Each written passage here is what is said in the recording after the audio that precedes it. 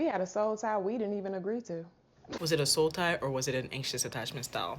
There's a lot of times as Christian women, we over spiritualize our relational experiences and we think that it is a soul tie. When we think about the men a lot, our emotions seem out of control and we rearrange our life around that said man who probably is already our husband. So might as well just make it happen. Though the Bible doesn't have the word soul tie in it, it is important to have a definition, which is having an intense, overwhelming spiritual bond and connection with someone you don't have an alliance with. It is very close to anxious attachment style, but with anxious attachment style, there is an intense fear of abandonment and rejection attached to it, which shows itself to be clingy, overanalyze the person's actions, and so on. Soul ties are more because the other person is also feeding into it. Whereas an anxious attachment, the person could be doing the bare minimum and you think that is your person. Anxious attachment style will also make you think that you're in love with the person when in reality you are living in anxiety around keeping that person and for that person to be yours at all costs. A soul tie is deeply spiritual and you go to God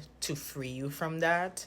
But an anxious attachment can be healed through the inner work, journaling, also asking God, but also therapeutic processes, healing the side of you that has a fear of rejection and abandonment. And for me, that was what freed me because as much as I knew that I had a spiritual connection with this person, they were no longer feeding that spiritual connection. So why was I still connected? Because I had an anxious attachment style and I did not want to let go of that person that I thought was giving me a form of relational security. So knowing the difference helps, and I hope this helps.